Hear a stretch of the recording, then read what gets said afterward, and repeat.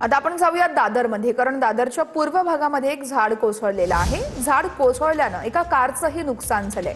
अग्निशमन दलाच्या अधिकाऱ्यांकडून झाड बाजूला करण्याचा प्रयत्न करण्यात आलेला आहे।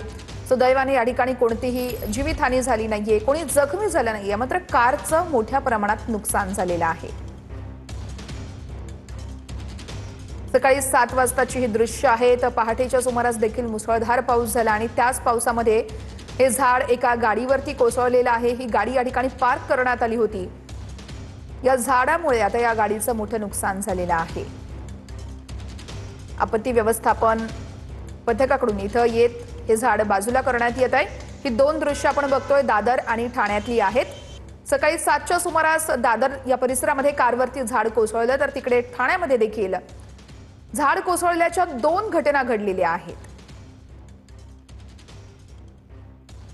पावसाचा जोर मोठ्या प्रमाणात होता सकाळी श्वेता, आणि पाहायला गेलं तर या चरई भागामध्ये पाहायला गेलं तर मोठं झाड जे ते पडल्यामुळे 4 चाकी 2 वाहनांचं जे ते नुकसान झालेलं आहे। घटनास्थळी आपत्ती व्यवस्थापन अग्निशमनची टीम ही रवाना झालेली आहे। पाहू शकतो जेसीबीच्या सहाय्याने हे मोठं झाड जे आंब्याचं झाड जे ते बाजूला करण्याचं काम सुरू झालेलं आहे।